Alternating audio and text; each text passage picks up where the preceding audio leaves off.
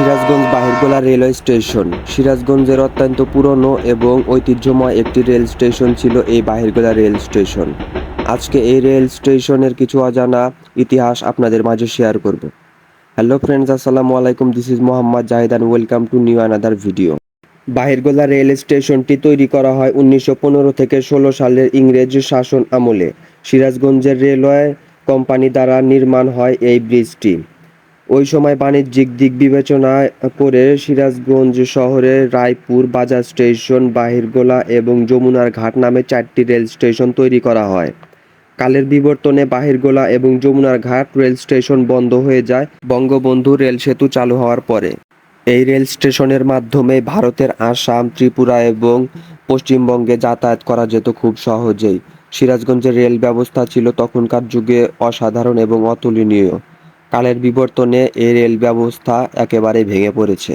1998 সালের পর থেকে এই স্টেশনে আর কোনো ট্রেন যাতায়াত করেনি। অবহেলায় পড়ে থেকে এই রেল স্টেশনটি একেবারে অকেজো হয়ে যায়। ধীরে ধীরে এখানে মানুষজনের যাতায়াত বাড়ে। মানুষজন পায়ে হেঁটে এটাকে ব্রিজ আকারে ব্যবহার করে রাস্তার এপার থেকে ওপারে যাতায়াত করত। 2024 সালের সরকার এখানে নতুন ব্রিজ তৈরি করার উদ্যোগ নেয়। আপনারা দেখতে পাচ্ছেন এখানে নতুন একটি ব্রিজ তৈরি হচ্ছে সাইডে। এই ব্রিজটি যদি পরিপূর্ণভাবে তৈরি হয়ে যায় তাহলে এখানকার মানুষের অনেক ভোগান্তি কমে যাবে। যদিও এই ব্রিজটা অনেক সুন্দরভাবে এখন চলাচল করা যায়, তারপরে সাইডের ব্রিজটা যদি পরিপূর্ণভাবে হয়ে যায় তাহলে অনেক গাড়ি ঘোড়া এখান দিয়ে চলতে পারবে। এখন শুধুমাত্র এখান দিয়ে মানুষজন চলাচল করতে পারে, কোনো প্রকার যানবাহন এই ব্রিজের উপরে তুলতে দেওয়া হয় না। এই ব্রিজ নিয়ে এমনও ইতিহাস আছে যে পাকিস্তান যুদ্ধের আমলে পাকিস্তানি বাহিনীরা বাঙালিদেরকে ধরে এনে এই ব্রিজের সাথে ঝুলিয়ে তাদেরকে গুলি করে হত্যা করত।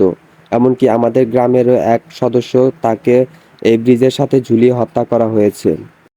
একটা সময় ছিল যখন এই ব্রিজের নিচ দিয়ে অনেক বড় বড় লঞ্চ, স্টিমার এখান দিয়ে যাতায়াত করত, কিন্তু কালের বিবর্তনে সেগুলো এখন একেবারে উঠে গেছে। যখন এখান দিয়ে কোনো লঞ্চ কিংবা স্টিমার আসতো তখন এই ব্রিজটা দুই দিক দিয়ে ঘুরে যেত এবং নিচ দিয়ে স্টিমার কিংবা লঞ্চ বেরিয়ে যেত খুব সহজেই। তো বন্ধুরা, এই ছিল আজকের ভিডিওটি যদি ভালো লেগে থাকে অবশ্যই লাইক, কমেন্ট এবং পেজটাকে ফলো করে দেবেন। দেখা হবে নেক্সট কোনো ভিডিওতে। ততক্ষণ ভালো থাকুন, সুস্থ থাকুন। আসসালামু আলাইকুম।